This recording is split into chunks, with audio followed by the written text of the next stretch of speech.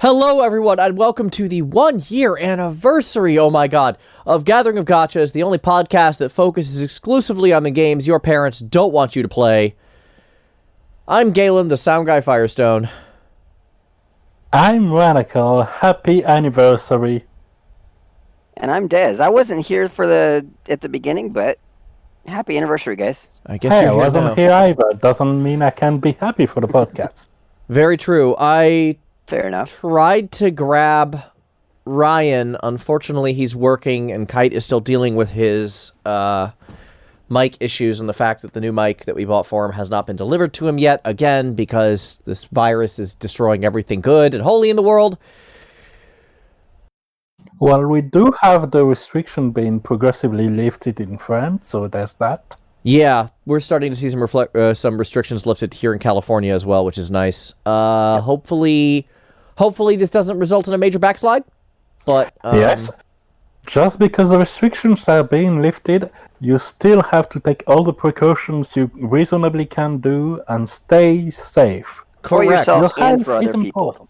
Exactly. Thank you, Dad, Correct. And Please be thank safe out there, you. guys. for keeping everyone safe. Indeed. Anyway, this is going to be kind of a weirder episode than usual because we're actually relatively light on specific game topics, but relatively heavy on actual content topics. So I think that's a good fit for this time because I kind of don't want to talk about specific games to a really deep dive level. Yeah, agreed. Let's just get this over with and get to the topics and then have an excellent episode. One more. Like that plan, so let's go ahead and start with our Sounds good FFBE to me. recap of the week. And Cloud and Tifa, y'all. Not just any Cloud and Tifa, the Advent Children versions of these. Which I'm okay with, because I actually kind of like Advent Children Tifa a little better than regular Tifa, though that's in part because she had the best fight scene in that whole movie. She absolutely did. With the best music remix of this movie. That piano mix of the regular battle theme, that was so good.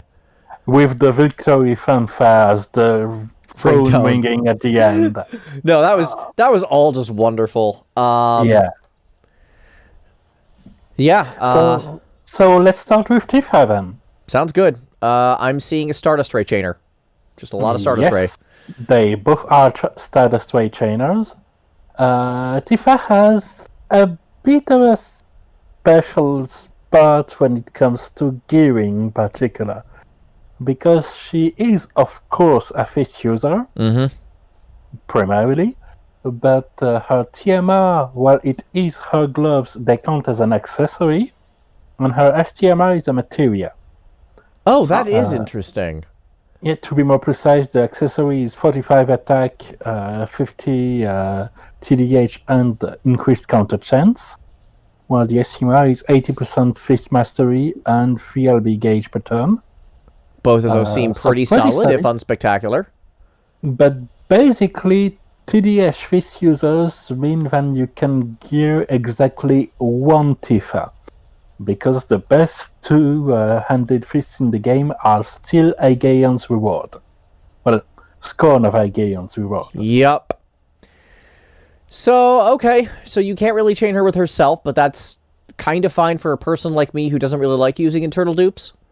Yeah, especially since Stardust Ray is getting more and more fluffed up as a chaining family, and she has the ability to... Well, her main damage skill is non-elemental, meaning that you can use external imbues and chain her even with elements that aren't her primary, the ones she can self-imbue and imperil. These elements being water, of course, gotta have Dolphin Blow in there, and thunder. There you go. I was also thinking, as you guys were talking about it, that also with Dark Visions having just released, it's not that big of a deal that you can't chain her with herself, since you can't use two of her on Dark Visions anyway. Yeah. Exactly. Which is why I clarified the part about how she can have some elemental flexibility with imbues, because I really felt hard the way Idle couldn't do that because she is very much locked to the F element because of beloved Edel, her exclusive gun being F elemental. Right. Although didn't she get like I remember a couple episodes ago. She also has dark damage moves. Well, what I meant was a couple weeks ago we talked about some random person ending up being a good chain partner for her, and I'm trying to remember who that is. Was it a limited unit? I feel like it was a couple episodes ago. I think it was Ifrit Rain. Okay, that works. Yeah, I mean, he is a Earth Elemental status sway chainer, same way as King Rain is. That would do it. Anyway, so her rotation is pretty simple. She has a pretty straightforward kit. Buff up a little the main attack with cooldowns, then just spam it away with triple cast. Okay. She does have some interesting unlocks, including some bird killers for some reasons. I feel like that for some reason has to do with the Bahamut fight, but Bahamut was a dragon in that movie, so I'm not really sure why bird killer's a thing she has. And he is a dragon. This Bahamut is also a dragon in the game, since that's the raid boss we have to farm. I mean, that's kind of really the only, like, actual boss in that game, up to the point of using the actual boss theme in that game. In that movie, up to the point of using the actual boss theme in that movie, so, like, I get it. But at the same time, like, bird killer, that's weird. That's a weird call. Yes. Sometimes I guess you just have to punch a bird. Sure. But yeah, she does really solid damage. While she's not the main draw of the banner, she definitely is not a stinker. Yeah. She is quite helpful and pretty beefy. Again, I don't see anything really special here, but she could do some work. Yeah. She's pretty much the picture-perfect version of what we hope and expect a new DPS unit is. Yep. And next we have Cloud. Cloud himself, which is at the top of the charts. His TMR is basically Asura's, like, drop materia, but better. Exactly. 60% attack, 30% LB damage. Yep, and then his sword is just really good. It's amazing. It's 190 attack, and it's increased LB damage 50%. And it doesn't look two-handed, probably because it looks like he's a dual wielder this time. Which is why I've seen some people actually go for 8 Clouds. To actually give him 2 of the same one? Isn't that a little weird? Don't you want one sword, one great sword for mastery purposes? But I guess whatever. You can cap it without. Okay, well, in that case, never mind. That's how long it's been since I played, that still springs to mind as being weird. Yeah. What is weird, though, is his weapon selection. He has swords and greatsword, so far so good, and maces for some reason. I mean, clearly that's for the nail bat, right? Oh, right, you're right. I didn't think of that. All right, you're smarter than me. I just remember that being a really funny weapon in FF7, and I'm like, that I feel like that was classified as a mace in this game, and they wanted to make sure he could use it. No, that's good, that's good. Okay, so when it comes to his kit, he has 2 chaining families, which are Stardust Sway and Octaslash, because they want him to chain with Sephiroth, apparently. That makes sense in a weird sort of way. They're supposed to be foils of each other, so why wouldn't they? Although Sephiroth's whole thing was kind of chaining with everybody. I remember he had Octaslash and Divine Ruination. I don't remember if he had... He had a few others. He had like 4 or 5 chain families, if I remember right. It's been a long time, but let me just double check real quick. Alright, in the meantime... DR, Onion Slice, Quick Hit, and AMOE. Okay. And DR. I stand corrected. Yeah. Yeah, he was all over the place, and that was very intentional. Yes. But Octaslash was still a little bit his signature move. I mean, it's named after one of his moves. I think. Am I missing something? Because I'm not seeing Octus... Oh, yeah, Octaslash is on his sword. Yes. It's the skill bestowed by his weapon. Right. Yes. I was actually looking at his actual skills, which are a bunch of things that aren't that. That was a weird one, too. Okay, cool. No, he was the original. He, meaning his TMR, was the original Octaslash shader. Right, and then actually got a lot of love at global exclusive stuff. I remember, like, the Lunar New Year guys would use Octaslash quite a bit as well. Yeah, and I think Onion Knight had the Awakened Onion Knight that had it as an alternative. Not 100% sure, but it hasn't been one of the most prominent chain family, which is why it's a bit surprising to see it, but not unwelcome. Yeah, no, I like variety. I'm happy with that. Yeah. Variety is always good, especially if, the damage on the moves is relatively similar. Yeah. It just makes for easier putting teams together and a lot of stuff that, variety's almost never a bad thing, especially when you're placing teams down. I've had kind of a love-hate relationship with the chaining system in FFBE basically since it started coming into prominence. But anytime you can make a decision for a character that gives them a lot of different options and a lot of different compositions, that's always a good thing for me. That's one of the main reasons I used Sephiroth for so long, is because he had so much variety and could chain with a whole bunch of people. Yeah. Now, one thing to clarify is that AC Cloud isn't primarily a chainer. He does have these Octaslash and Stardust Ray chains. He does have even chains on his Elemental Imbue for Earth and Light.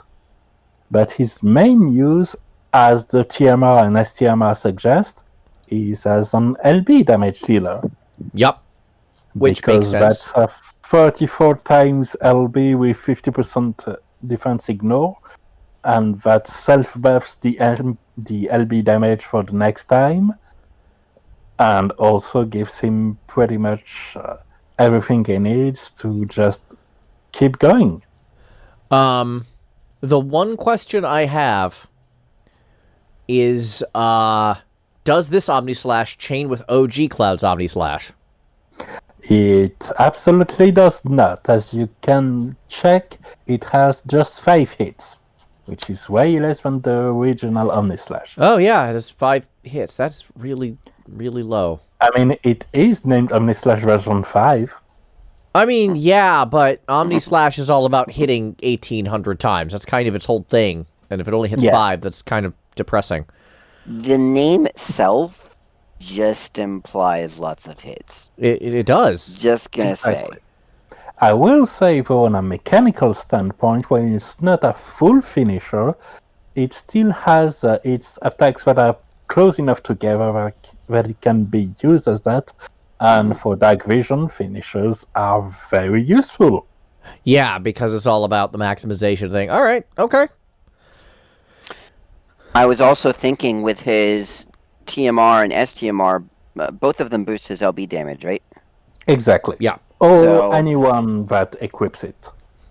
Right. Well, yeah, but I was also thinking just with how, with him having 44 times that also ignores half of their defense, and then you equip on his TMR and his STMR, and you take that's into a account lot of the damage. Yes. That is why he's used as an LB damage, because his main kit's damage is really solid. It included some skills that actually use his LB crisps. But his main use is absolutely as an LB damage monster. Yeah, and that it makes sense why he's topping the charts with that high of damage numbers. Exactly. It's 88% plus all the extra LB damage you can get on him is a lot. Exactly. It's kind of the same reason why Seed is still so good no matter how old the unit is. Because you can top pretty much any unit's TDH or TDW and base attack at this point. Which means that you have to search other avenues to increase damage, which is either jump damage or long chains, which is the basis plus base stat, or many casts or heal LB damage. Well, there you go. Alright, and then we have also the free unit, which is pretty decent actually. Oh, that's always good to hear. Yeah, it's Kadaj. He's Tiama and STMA, which are of course free if you farm enough. Right. 25% true double wield with a 50% LB increased materia. Nice. And 174 attack katana. With some relatively irrelevant self buffs. It's relatively irrelevant, but still not the worst thing on the planet. I mean, I'd rather have it than not. That's a pretty decent weapon. Like, that's high for anybody that is, relatively new or trying to build up their gear set. That's a really good weapon for, is it one-handed or two-handed? One-handed. One-handed. Because he's a dual wielder, so that makes sense. Well, I figured, but I have to ask because sometimes they don't necessarily, make them match. Yeah.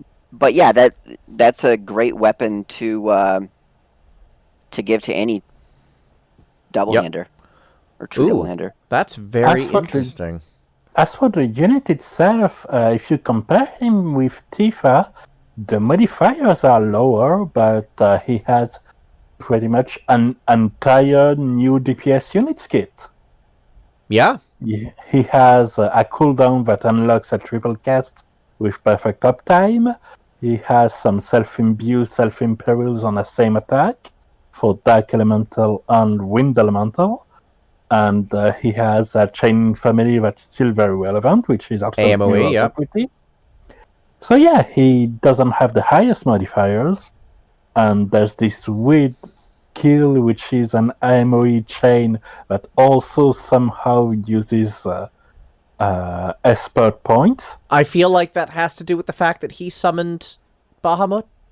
Yeah, I mean, the skill is named Petaflare, so yes. Clearly that's the thing. It just seems weird because we're not exactly going to see Bahamut show up and do the thing unless I'm really missing something. That'd be cool. Yeah. But, he even has a 130% Wind of Dark Imperial on his LB. Which is right up his alley. No, that's actually a pretty... That's actually a pretty reasonable kit. Like, that's actually... Yeah. Modifiers aren't huge, but otherwise it's an entire unit's kit. He would probably have been the kind of unit that we'd have appreciated fully, like, only a few months ago. Yeah. And just like usual, he's exceptional for new characters. He's exceptional for new players. Exactly. Easy to gear.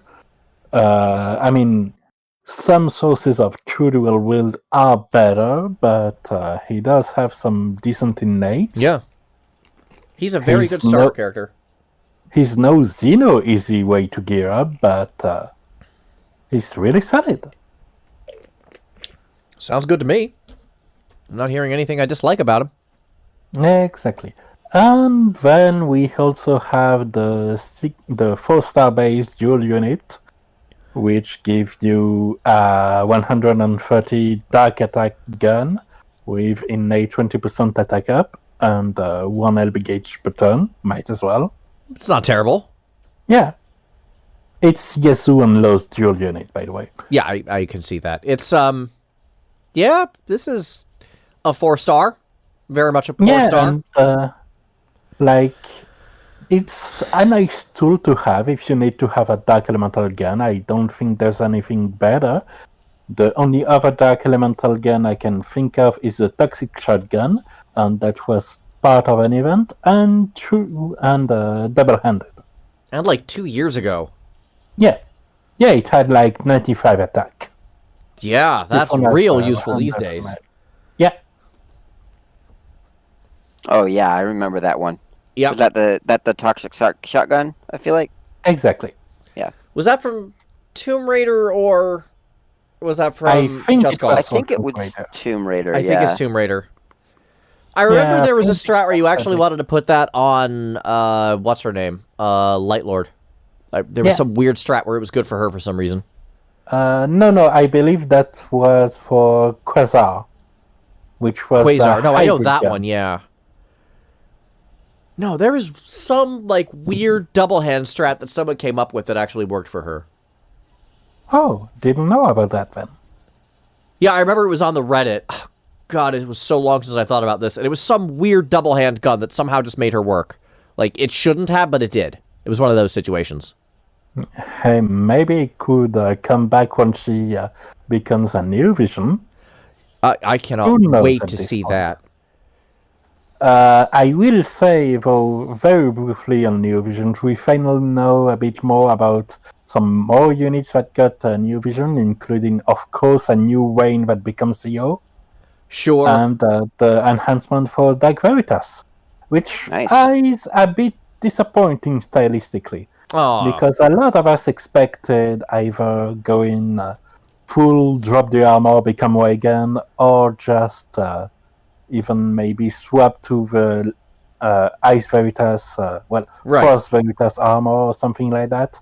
But no, he just changes stances and gets bigger black flames. That is a little disappointing. Yeah. I hope they really get more and more loose with the creative potential that the form shift allows. Yeah, that'd be nice. Okay. What does Tifa's other stance look like? Like, I don't think we discussed that last week. I think she goes from true dual wielder to true double hand, but I'm not 100% sure. All I know is that she hits hard. Good. Like, for the JP meta standards. Good. That's what I like to hear. Yeah. And I don't know. I haven't heard anything about Red 13, though, so I guess he's a little bit behind. Sure. I don't know. Other than big shout-outs to Max Middleman for playing him, I've never really cared about Red 13 in any appreciable fashion. Yeah, but maybe it could have been the sleeper hit from this banner, but no, doesn't look like it. Okay, well, can't win them all. I will say this is relevant because soon after the announcement of New Vision in Global, we had the AC event, and with that, the fact that they give us two things during the event, one on the first day, one on the last day, if you have your login bonus every day. The first being essentially a special select summon ticket that allows you to pick any FF7 unit. Ooh. And the other that lets you pick any FF7 unit's prism. Okay. So it may be relevant to, for instance, to prepare for the future potential of Tifa and Red 13. I mean, I can think of no better way to handle it. If Tifa's hitting that hard, then sounds like that's a good match. Can Tifa chain with Tifa? By that I mean, I don't think so, because I know original Tifa is mostly DR, and this one seems to be mostly Stardust Ray, but I should ask if there's any sort of synergy between the Tifas. There isn't any synergy I know of between the Tifas, maybe in her Brave Shifted form. But I haven't looked it up real close because I think it will be better to discuss the details of the units even for Shifted when they release in Global.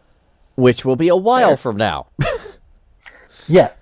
Even though enough. there is a theory floating around that we may get this earlier, like during our anniversary event, because of the way they've churned out the main unit CG one after the other, skipping entire events. Like, we still haven't had any Season 3 related banner at all. Interesting. Even though we're on early Chapter 2 of the story. Interesting. Yeah, I mean, I long ago stopped trying to figure out what the heck Gumi's schedule is going to look like. Yeah. At this point, I'm not even on that train. My tinfoil hat train is that we're going to get Global Original United hard in the coming weeks. Because it's been a while since we haven't had a new Global Exclusive unit. Yeah. And we last year there was that big stretch of like event after event. And... yeah, with Esther and Zeno, and now we've had pretty much the cooldown version of it. I mean, Zeno's enhancements have been announced, and they could be good. We don't know the details yet. Esther's apparently weren't, which makes me incredibly sad because I like her a lot. Esther was... I mean, let me put it like this. She was better in her pre-released version where she had the self 120% LB buff than she is now in her released versions after enhancements. That is distressing. Yes. Like, they already had something that would make her relevant. Not overpowered, but relevant. Because at time of release, she would have been about as good as King Laswell. That's pretty good. Yeah, and King Laswell isn't at the top of the charts now. This is the perfect spot for an enhanced unit. That's pretty much the kind of spot Tifa was in when she was enhanced. And instead, they just completely missed the mark with her. That makes me sad. Even though they know people like her, they made a popularity poll, and she came second just behind Elena. Okay, I'm willing to accept that. So, yeah, I don't know. I wonder if that means they're planning CG Esther or something silly like that. I mean, CG Esther is doubtful because this popularity poll was precisely for a new version of an existing global original unit. Wait, why did Elena win that?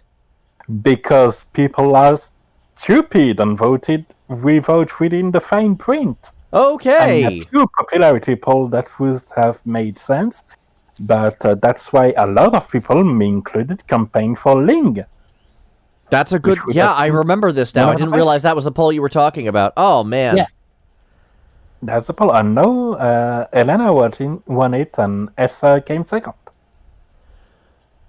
So they know people like her, even in the face of common sense.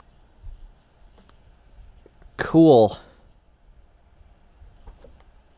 So yeah, I think there's going to be some big global exclusive hit one way or another, either through the enhancements or early Neo Vision, and suddenly there's a Neo Vision version or form-shifted version of Esther or Roberta or something like that. Oh, that would be interesting. Okay. Yeah. I could totally see a Roberta writing a grown version of the dragon, because we know already that a sprite that rides a dragon is possible, since that's exactly what Dark Bahamut Finest sprite is going to be. Okay. So yeah, I think right now, as exciting as AC Cloud is, it feels like a prelude to something bigger. Well, it'll be interesting to see what that prelude results in. And, yeah, for sure. Who knows? Gumi's been making some generally good decisions lately, although, not even they are batting 1,000 these days. Things have been slower since the beginning of the virus for very understandable reasons. Oh, yeah, no, I don't expect anything to go that hard. Yeah. If there were plans and they were delayed because of that, that's entirely understandable. Yes. And they even communicated about it. Yeah. Communication having been historically before more than a year ago their biggest weak point, and now it's not a weak point anymore. Very agreed. So yeah, intriguing things ahead. Let's hope so anyway. Let's hope, indeed. Now, shall we move on to Arknights? Sure. So we had the challenge stages come out in Arknights for this event, Surging Flame. These challenge stages are hard. I enjoyed all of them until I got to the last challenge stage, EX6. Now, one question I'd like to ask Yes. first. Are they hard to clear at all, or are they easy to clear but very hard to clear perfectly? They're pretty hard to I clear would say at hard all. to clear pretty much at all. Yeah, like even the regular version, not even the challenge version, right? Yeah. I could have done the regular version more easily, but I was trying to come up with a strategy that would work for both the regular and the challenge version, right? Because I knew the challenge version I was going to have to clear it. And in my case, I skipped that phase, and I cleared it the first time, and then mastered that, and then turned around and went, okay, now what do I do for the challenge, and adjusted accordingly. Yeah. So, it's the challenge mode maps are really hard. Yes. Especially. I spent a good 3 days streaming these challenge mode stages, and I'm still not completely done with one of them. I still need to get EX5 challenge done. I've done EX6 and EX6 challenge, thank goodness. And Des, I know you just finished that like last night. Yeah, I finished that basically early this morning. That stage, bro. I was trying for probably 4 days. That stage is serious. To not all of the daily sanity, but I was practically losing my mind on that stage. Just on the subject of spending sanity. Yeah, you are losing your sanity both in-game and out of the game. Exactly. I like the way the stamina meter is named. I do too. Yeah, it's very interesting. It makes for some good jokes. Although it does also imply that the doctor is a major antidepressants addict, because I am popping potions to restore sanity a lot. That's kind of funny. There's some other stuff that I've heard about the story that's spoilers that I won't say, but yeah. Yeah, but these challenge events are really hard. I ended up using not exactly a guide, but basically something that gave some tips. So I ended up having a different maze layout than Galen or some of the other people who are playing it on, a Discord that I'm in. But it was rough. Yeah, that last one was rough. There is so much going on and so much to pay attention to. My strat on that last one was basically just maximize firepower, almost literally. One of the interesting, tricky things I learned about this, and this is where the game's skill system really came in handy, this particular stage I found really didn't like burst damage. It really liked sustained damage, which is not something you think about. But I was noticing that most of my leaks were coming from when I had burst skills on cooldown. Yeah. So once I decided to go, okay, we'll do less powerful skills but come out way more often, it actually came together relatively quickly. Yeah. Which is kind of interesting that even for a game like this, that sort of distinction actually made a very drastic difference. Oh, yeah. And that just shows you kind of how deep the strategy really is in this game. Hey, it's a silly tower defense game. No, it's not. You have to really work. I love that. It's on with a challenge. Yeah. Yeah. So and you also see different people's strategies kind of shine in different ways and show off different units as well. For instance, I know Galen will often like to use multiple vanguards, right? Yes. They're basically a cheap unit that comes out early, and usually they'll generate points that you can then use to deploy other units. Yeah, right? This comes from its predecessor game where I had a pair of vanguards who basically came out in every level because they also gave global buffs to everybody while they were at it. Mm-hmm. And in my case, a lot of the time, I actually only use one vanguard. That's my primary strategy, unless I try a level and I see, okay, I need 2 or more people to come out really fast. If I need more people to come out really fast, I'll swap some of my other team members out for vanguards. But even just that one little thing, it changes the strategy for the stage so much. It really does. One of the things I like about the Vanguards, and one of the reasons I use them, is that Elite 2, they tend to buff each other very highly. So you end up... synergies. Yeah, so... in Magic the Gathering, there's this thing, I think it's called, like, slivers or something. It's each thing would give a buff to everything else. Exactly. Yeah, Vanguards kind of have that. Not to that same degree, but eventually you start getting... Get crazy. Yeah, you get most, if not all, of the, like, higher-end Vanguards. You are going to end up with a very, very beefy and cheap team. So do they buff only each other, or do they buff the whole team? Vanguards tend to only buff each other. Yeah. Okay. They're not the only ones that do that. No. Like, for instance, I know with snipers, for instance, Schwartz, who just came out, when she's at, I think it's at E2, but it could be at E1. I don't remember for sure. I'll check in a moment. But basically, when she's on the team, and there's at least one other Sniper ally on the map, then all of the snipers that are on the map get an attack speed buff. Yeah.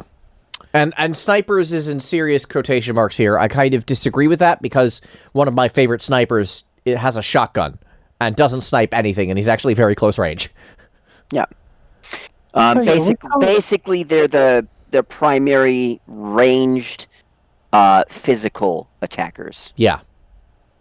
So yeah, we call those tribal synergies mostly. Tribal synergies. I like that. Okay, so the talent is at E2, and I misremembered. It's not attack speed. It's an 8% attack buff. That's they all get. Pretty solid, especially at the higher numbers. Like, I know Exuzii, who's my best archer right now, my best sniper.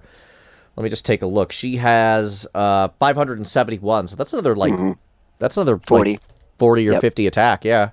And then Schwartz, who's not even E2 yet for me, she's still E1, but she is level 80, ready to be E2'd once I have the stuff.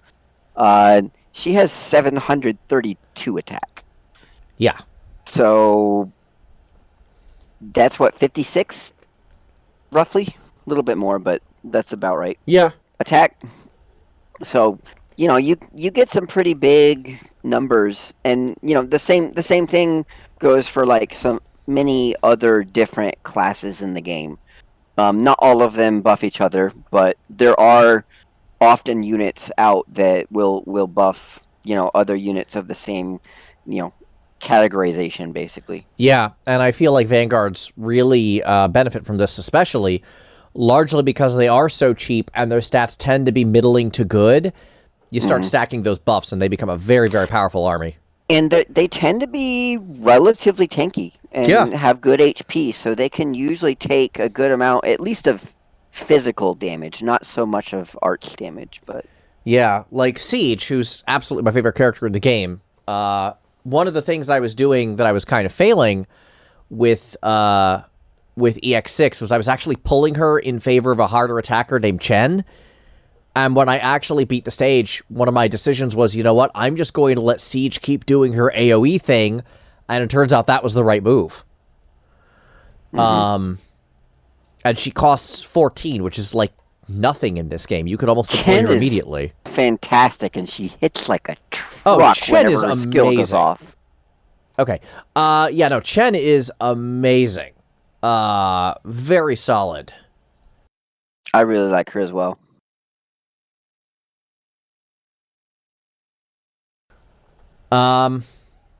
Yeah, no, the real issues I run into is just sometimes the strategy's a little hard to see and sometimes it isn't.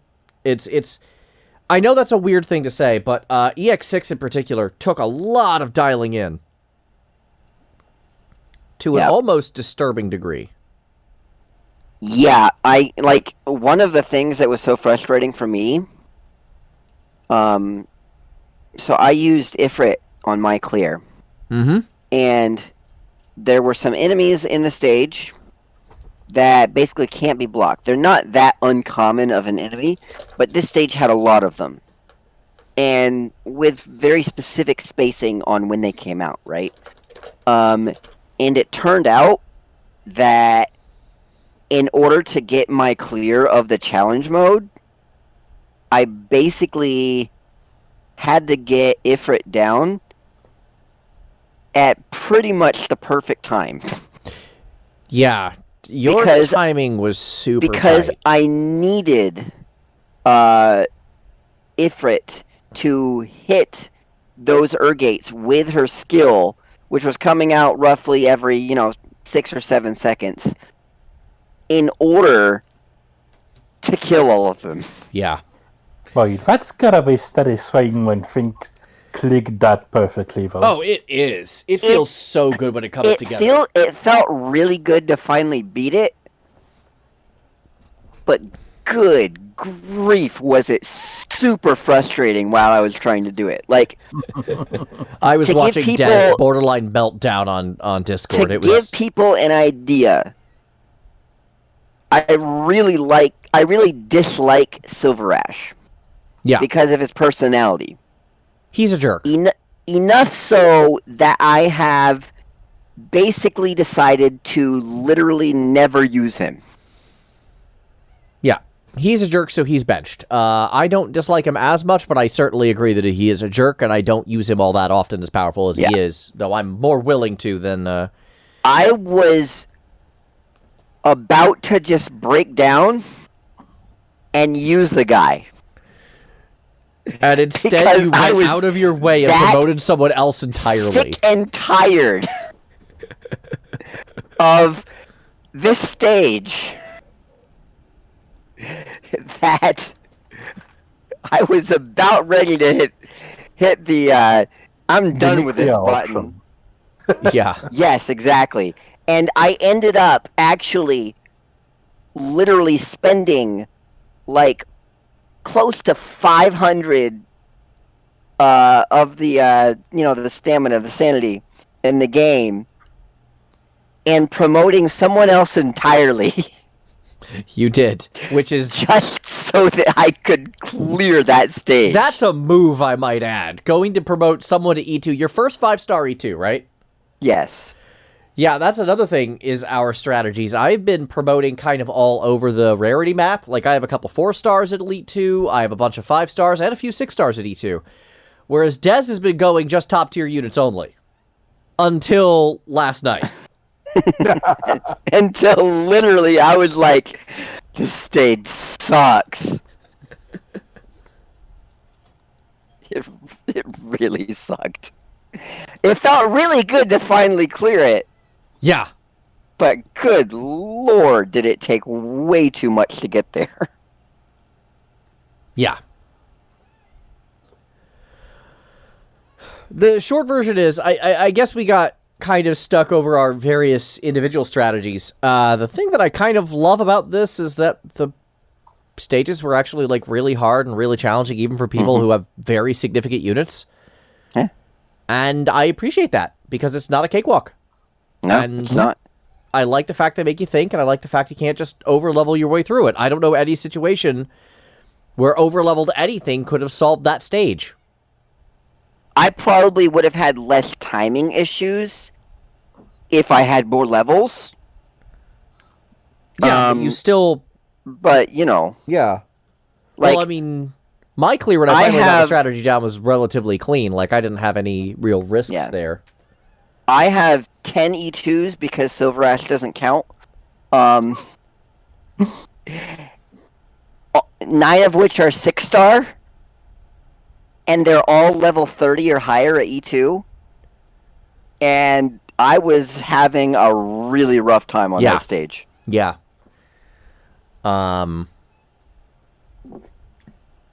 Whereas I'm busy busting out all sorts of weirdo units. Like, I actually used the free unit as part of, the free unit we got from this event as part of my main strat. That's another thing. I probably could have done it a little bit easier if I had just placed Exu down and not worried about giving her a healer, because she wasn't going to die. She wasn't taking any significant damage later on. The problem is because I put her out second, she was taking a few early hits. I put her out third like you did. I didn't put her out third, I put her out second. Oh, your thing said you put her out third. Okay. I guess I read wrong. Incorrect. Executor. No. Ifrit was third. Because it was Siege over on the right side, and then Exu out to force Siege to get the buff, which was the attack and max hit points buff that Exu gives, and then it was save up for Ifrit. Okay. With some roadblock shenanigans going on in the meantime. I think maybe I misread it. I thought you said Ifrit next and then Exu. I probably just misread it. That was my original strat, and I ended up changing that, and that worked way better. Yeah, that might have worked better. Again, timing in this game makes... Like, I made very few changes compared to a strat that didn't work, compared to a strat that completely did. And those tiny changes fixed everything. Exu out second. Let one guy leak over to Siege before I put up a roadblock for timing reasons of her charging. Like, that was a whole skill cap thing that I could get into explain in detail, but that's pointless. And then... Executor on skill 2, Ifrit on skill 2, and then a Fred Ajafala on skill 2, not skill 3, because skill 3 is very, very powerful. It will annihilate everything in the way, but takes forever to charge, and that caused a big problem. Yeah, but all that to say, yes, the strategy in this game is very deep, and, you know, even with the, even just slight differences in the units that you use can really change your strategies drastically. Oh, yeah. I mean, I keep gushing about this game, and I keep doing it for a reason, because as hard and frustrating as that stage was, I am super glad it exists, because it's hard and frustrating, but once you actually figure it out, it really feels good to have it come together. Oh, yeah. Yeah, and the difficulty comes down to the strategy more than to how overpowered are your unit, how lucky are your gacha pools. Yeah, honestly, the first event that came out, they recommended like a level similar to what they recommended on this event. I was able to clear it without being anywhere close to that level. Like, when I first cleared the maps on that first event that they had, event maps, I didn't have anybody to the highest promotion level, E2, and they recommended the average level be like something like E2 level 30. Yeah, I remember that. For the hardest stages, and I cleared it originally without anybody at E2. I think I had like one person at E2. I think was Exu my first, or I had like one person at E2. I got one to E2 during the event, but on my first clear of the event, I didn't use anybody at E2. Yeah. So yeah, the higher level was not necessary at all. You need to think to win at this game. You can't just unga bunga your way through it. It isn't going to work. Now, I will say, it felt like the level requirement on at least the challenge maps on this one were probably much closer to what you needed.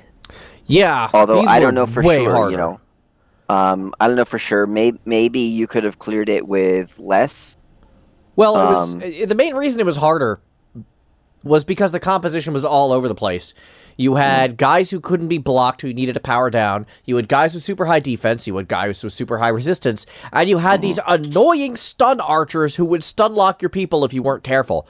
Those guys were really annoying. And actually, Galen's strat is not exactly how I ended up beating it. Like, I modified his strat a little bit. But one part of it especially made them... With the unit that I just promoted, she has... innate regen at E2. And so I put her down to be the focus for the snipers, and because of her regen, she wasn't going to die, and that basically slowed the stunning snipers down enough to where my other two units that were there to damage them killed them before they could get in range of my main group. Yeah, that's actually... I'm a distraction. I literally just had one unit down in a corner just to absorb crossbow bolts. She didn't do anything else. Yep. She Same was here. just there to get smacked.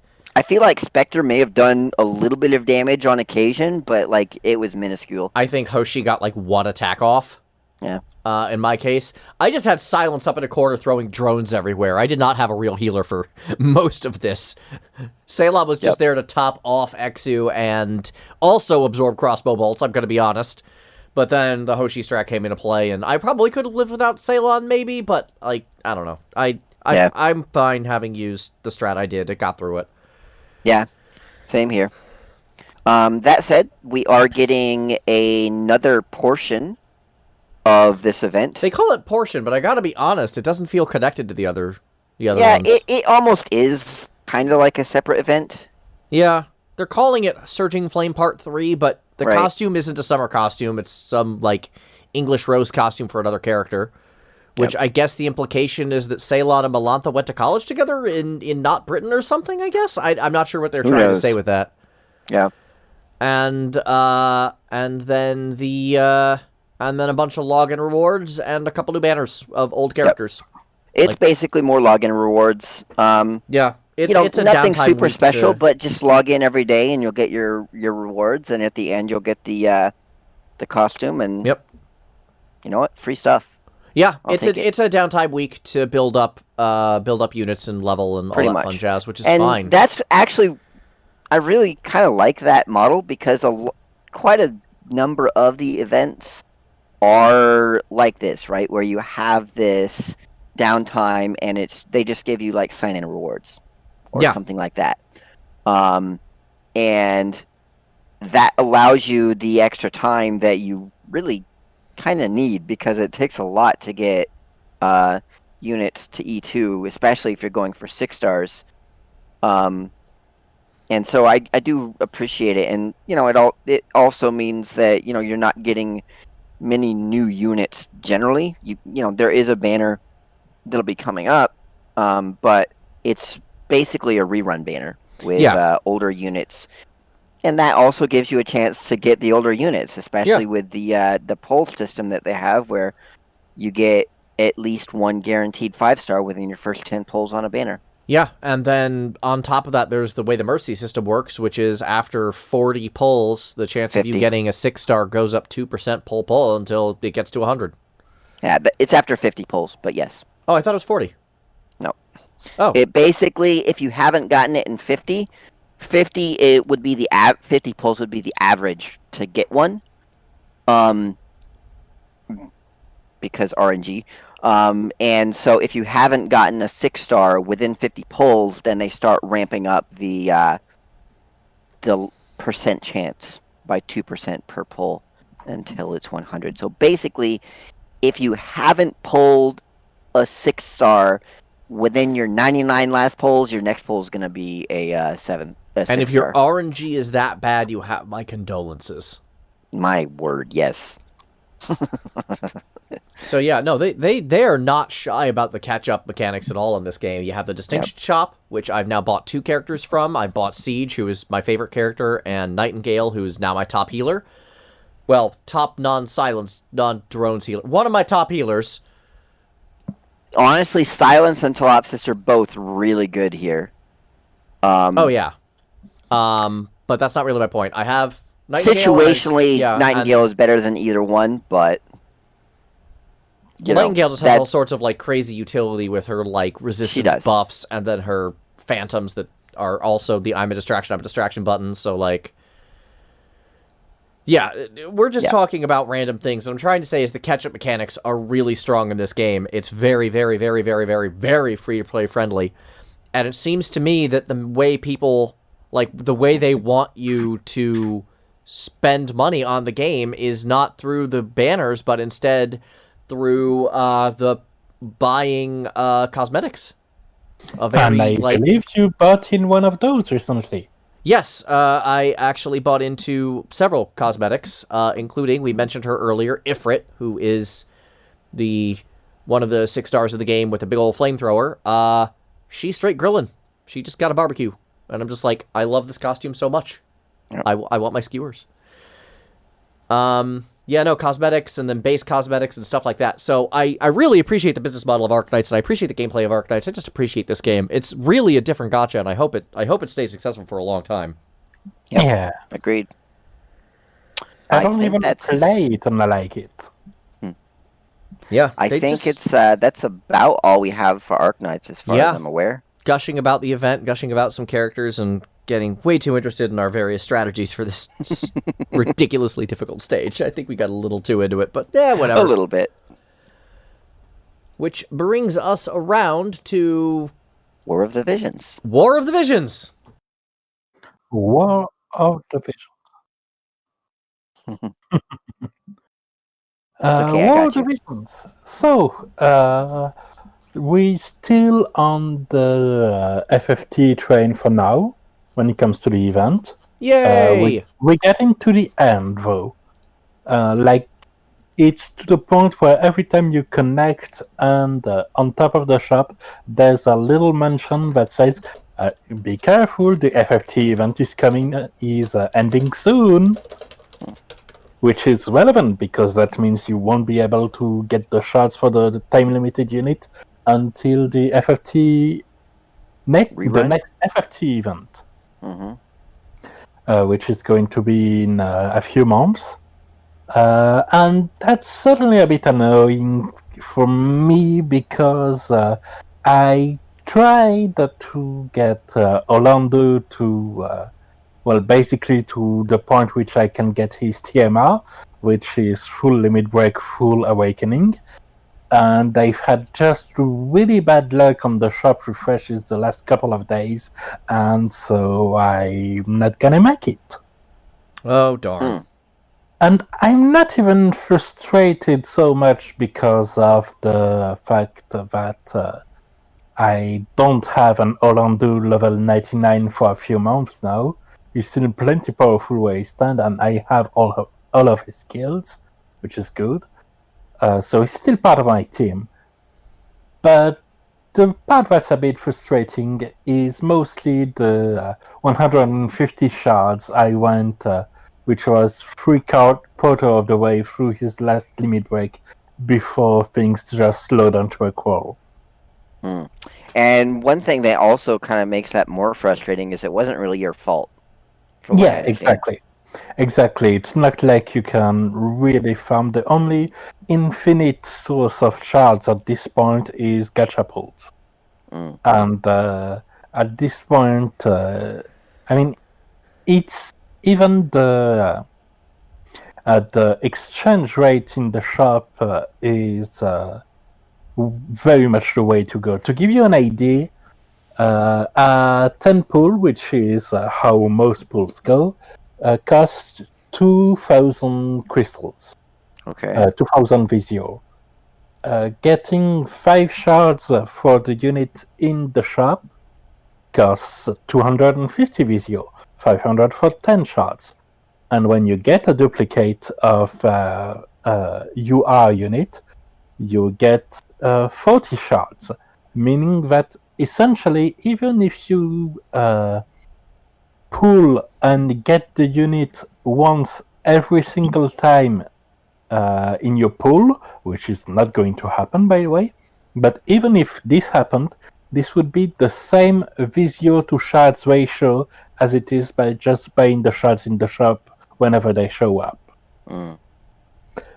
So that's certainly a bit... It's tight. Time-limited units are a thing in this game, for sure. Yeah, sounds like it. Yeah. Honestly, like I like some of the stuff I've heard about War of the Visions. But time-limited units, basically, I've gotten to this one because I didn't feel like going for the other meta, and I know who's my next objective, but I'm probably not going to pull on a time-limited unit for a long while. Highly understandable. Yeah. It really doesn't seem like...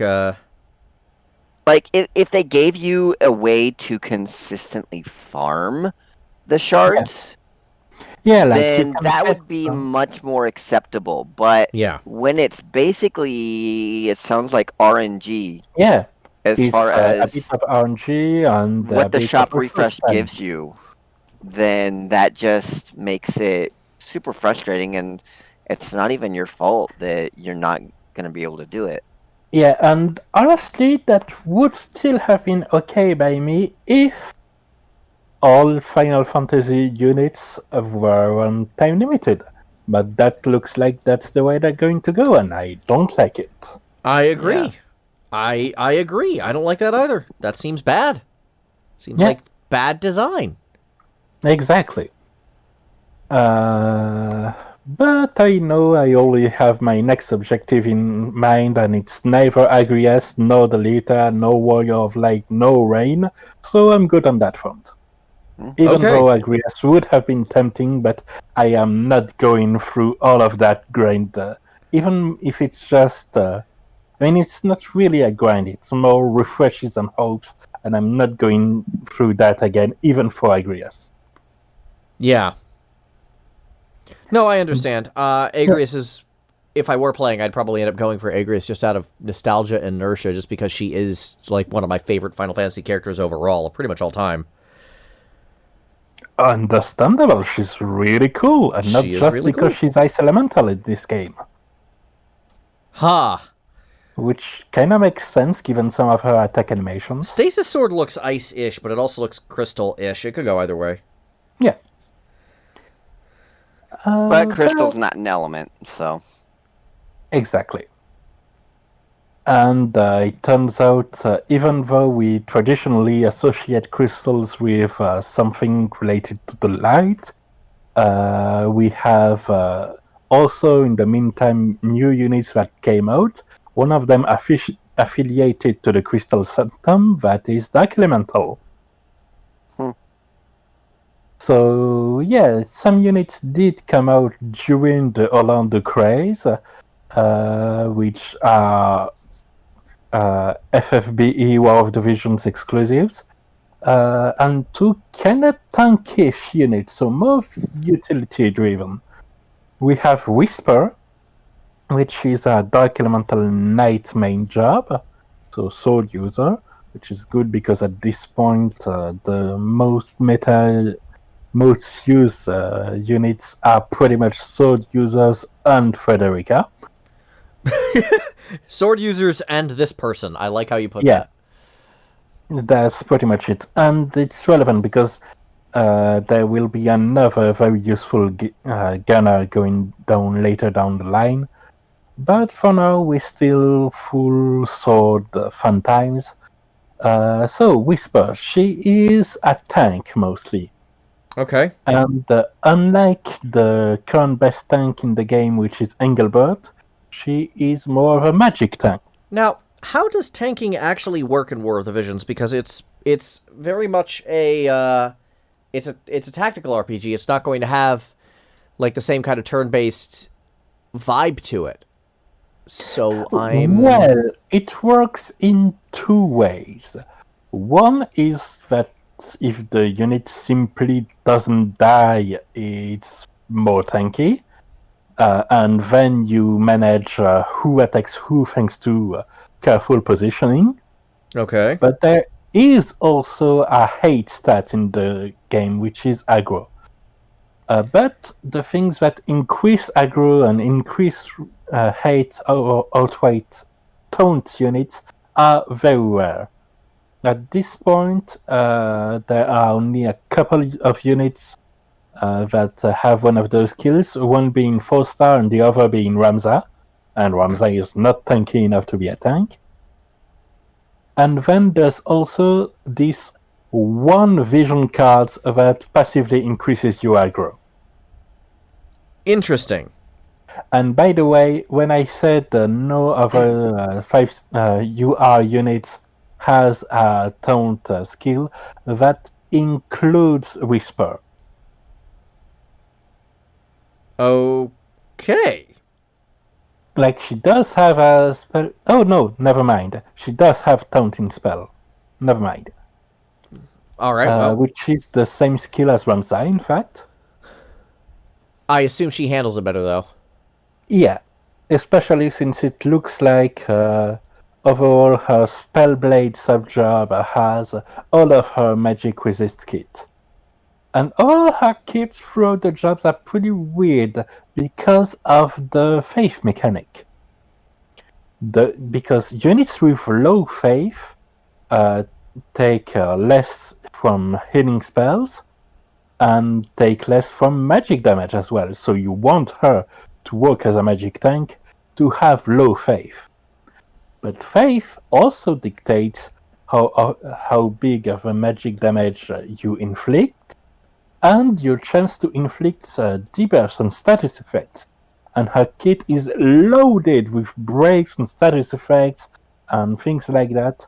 And if she has low faith, she can't use any of these effectively. Huh. That sounds very FFT, which is utterly unsurprising. Yeah. Exactly. So she has inbuilt anti-synergy. It's great. But if you use her purely as a magic tank, and a tank in general for that matter, she seems to be pretty useful and can be a surprising addition, especially for a defense team. The other problem is that at the moment we have exactly one UR magic damage dealer, which is Mediana, and her strength lies in clearing large swaths of mobs, not in dealing high single target damage. Mm-hmm. So Okay. we have a magic tank, but no need for a magic tank for the next 4 months.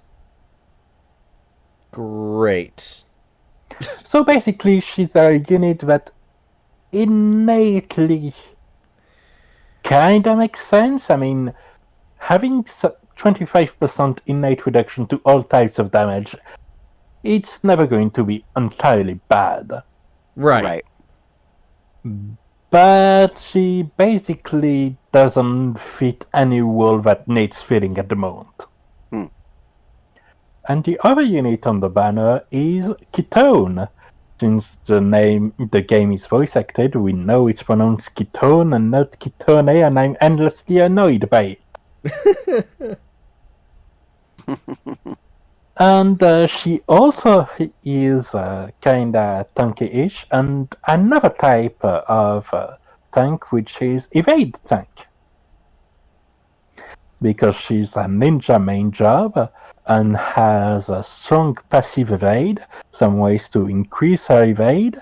Her TMR also increases her evade, and with all of that stacked on top of each other, she can deal some decent damage, not top tier but pretty good, while also dodging things that come her way. Okay. And the time of her release is interesting because at the moment we didn't have any real evade tank unit for now. The best evade unit we had was Shadow Lynx, and she is not a UR, she is an SSR, the rank just under it. Okay. So, meaning that Kitone is the first unit that can do this at that level, but the permanent units released before them included Frederica, which has some innate skills that allow her to have guaranteed hits on a unit. Guaranteed is good. Yeah, meaning that she bypasses evade. That's excellent. Yeah. Yep. And I honestly like the order they released this, because we have the unit that fulfills a niche that don't need filling yet, and then we have the unit that can trump most of the other units, but already has a counter in the game. Given that the game's PvP is pretty relevant, I like the way they ordered things around, because if she was on her own, Kitone could pretty easily make some entire teams feel completely irrelevant. Mm-hmm. I kind of appreciate that, but I'm also kind of terrified of that. Yeah. And even with that, she still has a little bit of an advantage because she's Earth Elemental, which is strong against Lightning Elemental units, such as Frederica and Orlando.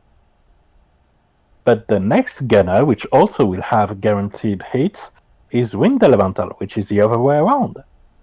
Huh.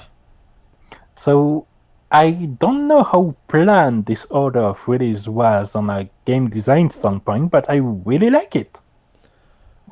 This sounds deliberate, to be honest. It Yeah. does. Especially if they know that their PvP system is, kind of important in the game. There are 3 different forms of PvP in this game. 3. Oh boy. Yeah, because there's the arena, which has your unit find another unit, your team find another team automatically. Mm-hmm. There's the other battles that I never do and that I don't even remember the name of, which are the same 3 versus 3, but this time everybody controls the units, which make the battles take longer. Okay. And then there are guild battles, which is basically a set of arena fights against another guild, and it's to whom manages to kill more of the other team's units. Are those also auto, or are they controlled? Also auto. Okay. So yeah, and all 3 of these give different kinds of currency that have different forms of relevancy. Guild medals are good all around, while the other 2 currencies benefit different types of weapons enhancement, which are also very important. What also is important besides units is some vision cards, in particular the ones that are going to be released later this week at time of recording, which include some pure vision cards that I honestly don't really care about because it pays in comparison to the really cool one, which is Odin, which comes with the Esper itself, of course. Oh, okay. In JP, Odin released alongside Kitone and Whisper. This time they've staggered it a little. I don't dislike this. Do you have to pull for vision cards, or...? Yes. Okay. Yeah, basically when you pull, you can get both units and vision cards. And then there are some banners, in particular paid banners, that are you are guaranteed a vision card or you are guaranteed a unit. So there is a bit of a split, but it's soft. It's not you either only get one or only get the other. Okay. And as for Odin, so already his vision card itself is pretty good because it has human killers. And as we mentioned, PvP is a big thing. And what other units other people are using? Humans. Yeah, that makes sense. Are there any non-human? Are there any non-human usable characters? None that come to mind, no. Okay. So human killer is basically here's some free damage. Yeah, which is very acceptable. And the full party single target attack resist is pretty nice too. Because each vision card has an effect only for the unit that equipped it and a full party effect. And as for the Esper itself, it's also very good because it also has some more human killers and some slash buff, which is great because, as I've said, most of the great units right now are slash damage dealer because they use swords. It also has resist to slash damage and to missile damage, which is literally all of the relevant damage dealers right now. Okay. And it also helps that he has the highest agility of any Espers in the game, agility being the stat that lets you take actions. And taking actions is pretty good. Yeah, usually taking actions would be good as opposed to, not taking actions, which means sitting on your tuchus, which is less good. Which is why Eileen is so bad, because she hits like a truck, but only once every 3 months. That does sound problematic. Yes. So yeah, Odin is certainly something to look forward to if you either dodge the FFT banner or just still somehow have resources. Yeah, that's probably because you are a whale. Because I really don't see how else you could save for that much. But yeah. So Odin is a good thing to look forward to. And that's pretty much it for War of the Visions. Sounds good. So we're going to be talking about something a little differently today. We're actually kind of doing 2 main topics. First one, we've been seeing a very, an increased amount of multimedia crossover with some of these gacha games. I don't think we've actually talked about this before. One of the big ones is Fate Grand Order. They've released now, a series and 2 movies? Fate as a license started as a different game. And Fate as an overall license is gigantic, but I mean specifically adaptations of the gacha game storyline as a series and 2 movies. Yeah. Which is kind of incredible. We just saw some sort of clip, I guess, of an FFBE anime. Do I have that right? War of the Visions anime. Yeah. I don't think it's actually supposed to lead to something full length or anything, but it was named a PV, which is short for preview. Yeah. And just kind of... and then on another example, Azur Lane, they're releasing a real game on the PS4 called Crosswave. I don't know anything about it other than it exists. But that's another gacha game, and that's releasing a spin-off that isn't gacha at all. And then we also had Granblue, which has the Arc System fighting game, and had another Warriors-ish game that is in development limbo, I believe. Yeah, I know some of the background details of that one. Apparently Platinum was going to do the game, and then for some reason... Crud, I forgot the name of the company that runs Granblue, and it's on the tip of my tongue. Cygames. Cygames, thank you. Cygames pulled the plug on that for some reason, and I don't quite understand why, because I was liking what I was seeing on that one, but whatever. Yeah, I was liking it a lot as well. Yeah, so we're seeing this increasing thing where gacha games are almost the startup now for an increased multimedia presence along a lot of different platforms, which is both awesome and kind of terrifying, but also kind of heartwarming, because I'm much more comfortable playing something like Versus, or playing something like Crosswave, or playing something, or God forbid I ever watch an anime again, watching the Babylonia series instead of playing the Babylonia arc in Fate Grand Order, and spending money to have to do it. In the example of Granblue in particular, I think that one is especially notable because it was your original universe. Yes. And it literally was the starting point, and from there managed to grow with enough influence, enough connections, and enough popular presence to make it good enough for some other products. Yeah. Fate goes in circles. That started as a visual novel, became an anime, got a whole bunch of books and other shows, and then this game happened, and now they're expanding off of that. All of the money. And it made all of the money. It turned Fate into a multi-billion, that's billion with a B, dollar franchise. Yeah. To which now they can afford to do the Babylonia series with a full SAG dubcast, which is very expensive. You see a lot of SAG waiver and a lot of ultra low budget and a lot of just flat out not union stuff. Blade of Salvation. Oh, that's not even a dub. That was still a Japanese actor that just won fluent in English. That's not the same thing that I'm talking about now.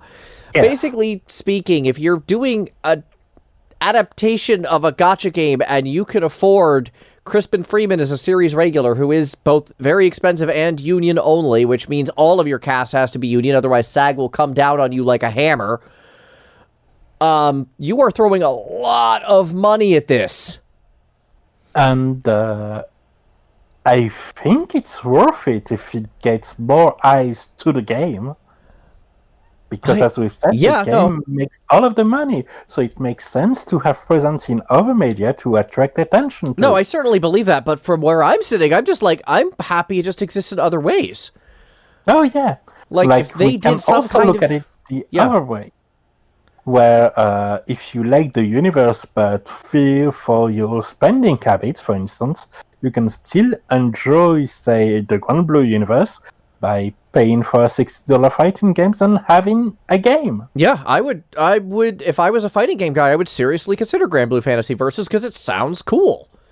It's just fascinating to see how these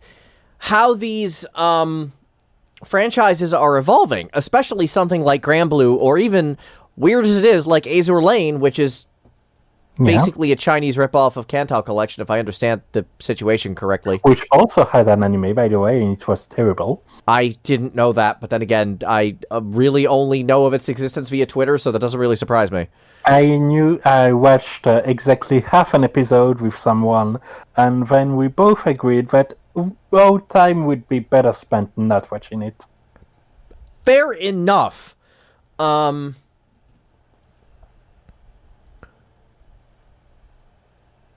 Hordick says, I wouldn't mind if it was by professionals. Fair.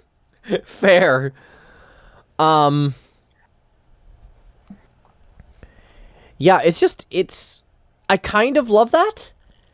Yeah.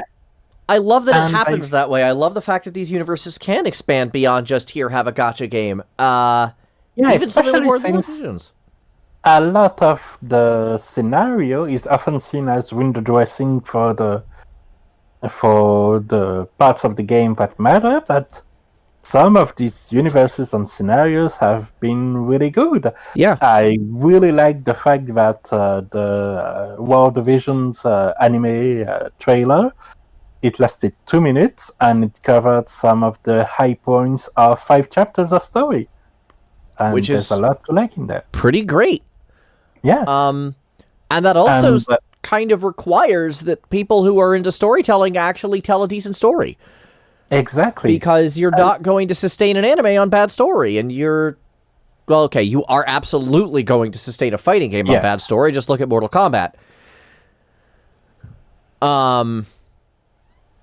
So, like, I don't know. It feels like it's a step up in creativity from a lot of these creators, which I really appreciate.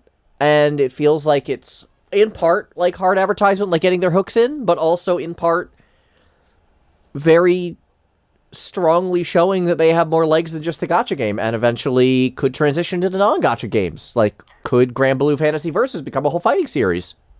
I think people will be okay with that.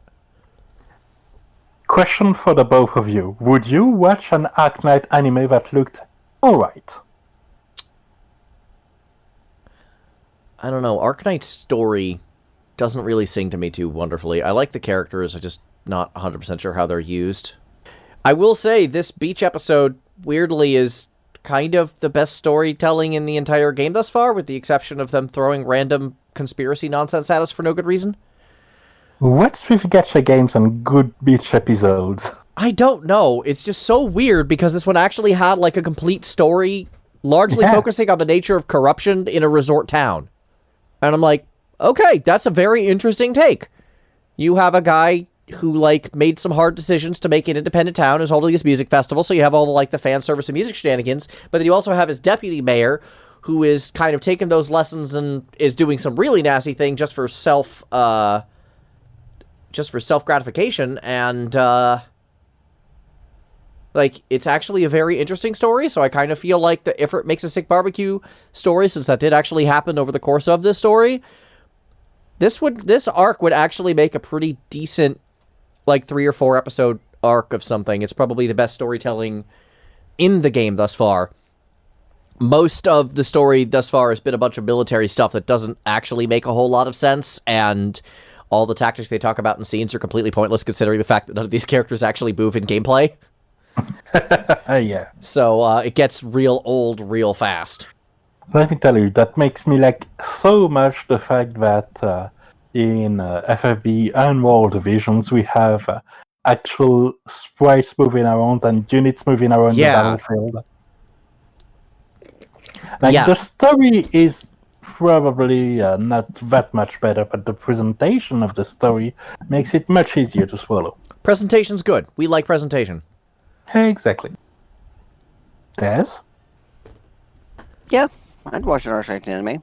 I think their story has been pretty decent so far.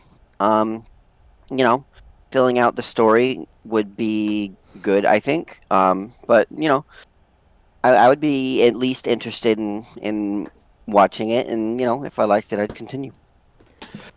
There's one thing, now that I think of it, that intrigues me, and this applies to Arknights and to Fates as well, which is that the player is a character you never see. Yes. So, of course, Arknight is purely hypothetical, but how did that work out in Fates, I wonder? Did they have a standing, or did they just let the story unfold without this? No, the master is there. Unfortunately, because of the rules of Fate, you actually need to have a master around. Even if in like Fate Extella that character was a borderline non-character outside of internal narration. But I do know, what's this guy's name? Ritsuko? Something like that? He has a default name, default appearance. He does actually show up as a character. Okay. Yeah. So there is a John Default Man yes. as part of the story. Basically, yeah. The Doctor in Arknights is similarly lacking in characterization and could probably more easily actually be ignored and just replaced with Calcit or even Amiya. And hear me out, given the situation he is in at the start, we just replace it with a sprite of Bedman from Guilty Gear. Sure. Wait, is it Blast Blue? You probably know more about Guilty Gear than I do. Yeah. I mean, one of the Arc System has a character that is in a heavily weaponized hospital bed. Well, there we go. Yeah, I guess using the character himself is possible, but isn't required, I think. You could probably get away with not doing so much easier than you could in Fate, which actually has a system in place that requires at least one human to be present. Yeah. And that's kind of been the dislike case this invisible protagonist thing in scenarios. Much prefer the way FFBE and World Divisions do it. Actual characters. Yeah, but I mean, I could go on about how sick I am of silent protagonists for that exact reason. Yeah, hard same. But that's neither here nor there. I like seeing these expand out, and I like seeing new ways of doing a universe, even if a Fate cooking visual novel is not what I had in mind. That's not Grand Order, that's just a thing that exists for some inexplicable reason. Yep. Still better than Prismalia. I'll take your word for it? Yes. Just yes. Oh, yes, just yes, and nothing more. It's basically a magical girl anime by people who obviously hate what magical girls anime are. I don't know, that kind of sounds like it's up my alley at this point if they hate it. Because I also hate it. I highly doubt it's up your alley. Fair enough. I don't know. No. I don't watch like any anime. I gave up on that years ago. I haven't watched one in a while, but I like them every now and then. and I certainly could see myself watching some animes for gachas I play or have played. Well, I might actually do like a watch party over Discord for the Fate one, just because it's so fascinating how they do it. I'd like to report back on it. And I know there's also some of the rhythm gacha games that are very idol-centric, that have a lot of game and anime synergy too, with several seasons over. It's really not my scene, even though No, but several seasons is pretty impressive no matter how you slice it, especially in anime land. I love my rhythm games, but I have an immense hatred for idol culture. Right. Well, I'm half there with you. I definitely don't... I'm okay on rhythm games. It's not my favorite thing, but I'm right there with you on disliking most of the Japanese music industry. Yeah. But, that's neither here nor there. The short version is, I'm really happy for anything that branches out into more than just being a money-grubbing gacha game, and I hope it makes some good works out of it and kind of shows off the creative juices of some of these creators. Because I think having to push the envelope like that to support an actual show is an evolution that I think is borderline necessary. Yeah, because even for a gacha game, there's a lot of talent at work. Yeah. And not all of it is the same. The game designers and those that make the monetary decisions aren't the ones that design the sprites and animations, and the ones that write the stories. And there's a lot of good stuff, even in some games we might dislike. I remember in particular Last Claudia, which had some amazing graphics. Yeah. But got completely torpedoed by the way it went full grid. Yeah, the monetization strategy. And I would make a serious argument for Valkyrie Anatobia as well. That's been kind of our poster child for how to mess up a gacha game. Absolutely. The story and characters and graphics are all really wonderful. Oh, and Yeah. my god, I could live on that remix of Mission from Deep Space that plays in Seraphicate. Yeah. So, like, clearly there's some good stuff going in there. And having the ability to experience it in other games, other animes, other anything really, Yeah. is some good times. Even if it's just merchandising. I mean, you have a statuette from a game that isn't there anymore. Yes, statue that's busted, like, completely now, and I really need to repair it. In fact, Arknights' predecessor game. Yeah, ages. Yeah. I need to get Natalie repaired. I need her back on my desk. The androids are lonely. She needs some maintenance. Yeah. Yep. We need to literally put her foot back on. Oof. Yeah, it completely broke finally. So right now she's sitting in an audio gear box, which has a lot of, like, padding, because audio gear is sensitive, that's sitting in my closet. Well, at least she won't degrade more. Yes. Which I am happy about. Mm-hmm. Now, shall we move on to the other topic? Yeah, let's go ahead and move on to our final topic of the day, which is, holy crap, we're a year old. Our other topic is us! Us! We exist. Yeah, and we have continued existing for a year. And I am going to start off by saying, Rana, I want to thank you in particular, because you've been really kind of the torchlight for this show for the last 3 or 4 months. Oh, yeah, especially since Kite has been... Kite's been MIA, Ryan left. I don't really play the genre anymore, and I'm kind of scrambling to catch up with people nearly every episode. Yeah.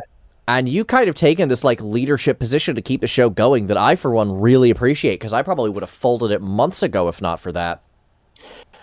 I mean, it comes down to something simple. Even if I don't like taking charge or anything like that, I just discovered the podcast as a listener and was interested in it first as a listener, and then wanted to have a hand in it and help in it, so I kept hinting and nudging at it until things turned out, and I was and I came on as a temporary guest for literally every episode that followed, save 1 or 2. Yeah, and then finally we're just like, all right, well, his temporariness can end now. Let's just hire the guy. And ultimately, I'm invested not because I want to. I just want to take charge or anything, but because what we're discussing is something that I like and that I don't really hear about anywhere else. Which there's room for that. I wish I personally had more to contribute, but unfortunately, due to my spending habits when I first started this show and how bad that ended up getting, I can't risk it. And that's an important point, because I think the podcast probably make the decision to step even harder on you. And I've said it before and I've said it again, that was a really solid, really courageous decision on your part to put yourself and your health and your financial and mental health first on that. Yeah. That was really, really tough on me. And because 150 Orlando shards say the sunk cost fallacy is pretty fierce. I'm not gonna lie, I looked at the shop rates a couple of times. Yeah, that's a bad one. I am really not happy with it. But hearing about War of the Visions monetization, and if I had gotten into that game, if I'd kept going unabated and gotten into that game, I would have been in serious financial trouble. My credit cards would have been an absolute disaster. I could tell from day one, this game is not for you, no matter how cool the main scenario is. Yeah, and you were nice enough to flat out tell me. Yeah. No, I'm very happy with the work we've done on this podcast, even despite all the difficulties. I love the audience. I love the topics. I love being able to talk about them in an abstract sense, and I'm glad I have enough game knowledge about some of these games to be able to still participate in the discussion. Yeah, and the fact that we have a diversity of games, that we occasionally have something we jump on for 1 or 2 episodes, is also something I really like. Because as I've said before, there's the Global Exclusive, which is an FFBE only podcast, and it's great, by the way. But that's this one aims to be a bit more broad, and we try to have guests come on to talk about their games, because the Gacha world is very broad. And hell, even myself, I've played some games that qualify that I haven't talked about yet in this podcast, because there's so many. I never talked about the time I played Puzzles and Dragons, which is a pretty big one. Talk about that one. Didn't that one just wrap, or am I thinking of something else? I don't know. I think it may have done so in global. And it's interesting in many aspects. First, because of how early of a hit it was. Yeah. And because it released on the 3DS a version, 2 versions even of the game that had the mechanics of the game, but without the gacha. Yeah, which is kind of incredible, and that actually borderline makes me want to try it. I have these games, actually. And how do they stack up? They're pretty nice. I haven't tried the Puzzles and Dragons themed one, but I finished the one that had Mario characters. Oh no. The Yoshi team was really good, by the way. The Yoshi team. Oh, goodness gracious. Yeah.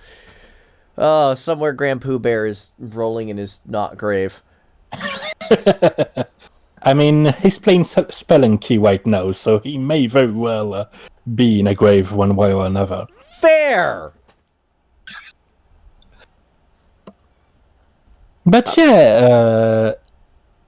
and one thing I also really like about the tone of the show is the fact that we talk about games we play, but without giving them a pass for the terrible things this game have a deservedly bad reputation for. No, and that was a big part of one of the reasons, like, we keep talking about this, but that was actually one of the big reasons why I stopped playing gacha games, because the more I actually had to objectively analyze them and realize just how skeevy some of them could be, I started kind of turning against the genre and started kind of realizing, wait, there are problems here that I'm part of, and I kind of want to not be. Mhm. Yeah, because that's a big community aspect with making things work even on a design and financial point. Because it's a weird genre where instead of every sale mattering the same as every other, Yeah. most of the people that play the game work as advertisers for the ones that really matter, the heavy spenders. Right. Which is, again, a kind of a skeevy business model that I'm not a huge fan of. Yeah.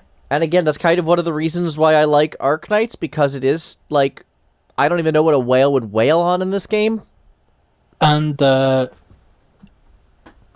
one of the... I mean, we've had in the last bit of discussion a lot of hesitation. Some of it probably going to be cut out, but there's been a lot of sentences that ended in question mark, because ultimately the topic, even though gacha games have now been around for a long enough time to have died for a fair amount of them and have a whole life cycles and generations, it's still a subject that is not very well known because it's not very well discussed.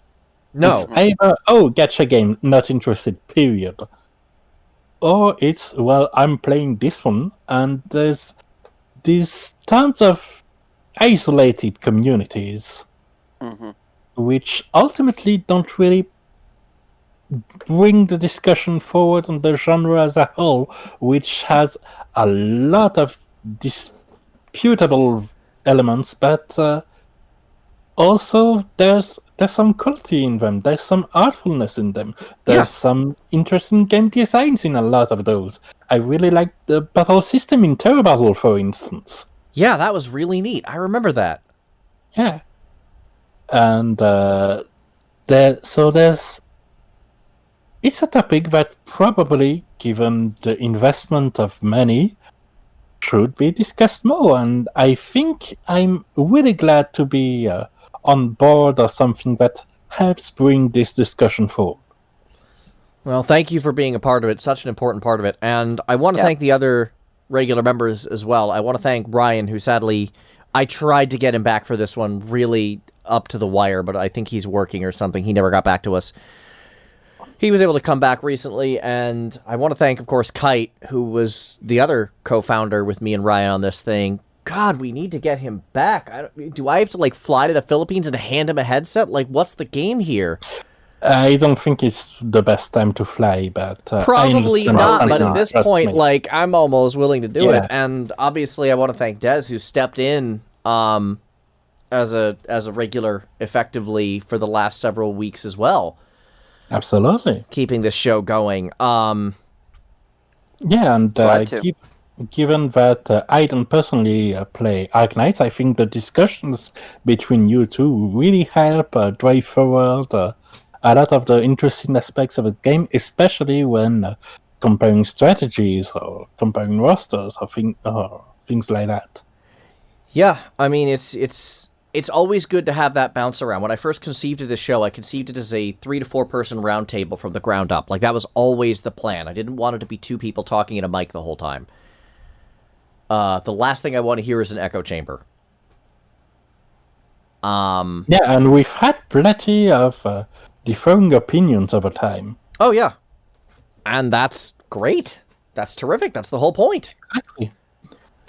Because we don't need to agree on every single thing to be colleagues, co-podcasters, or friends, for that matter. Yeah, very much agreed. And that's kind of the beauty of a show like this, that we can talk about things in an open environment and be like, well, I think this is great, well, I don't. So, and we get those contrasting opinions to let you, the viewer, you, the listener, make those decisions as informed as we can for you. We hope to provide the tools for you to make your own decisions and your own understanding. Yep. Because it's a tricky genre to navigate. It really is. And the more tools you have to navigate it, the better off you are going to be as a player. And I personally look forward to continue being this support and to continue talk about things I experience and that take a lot of time of my life. For sure. For the coming year and beyond. Here's to another year. Let's see if we can make that. Let's see if we can make that shine. And that, I think, is a good place as any to wrap up. Thank you guys so much for tuning in. We will be back next week with more of the games you love to hate. Thank you again so much for watching us for this long, crazy, insane year. Y'all are fantastic, guys. Have a good one.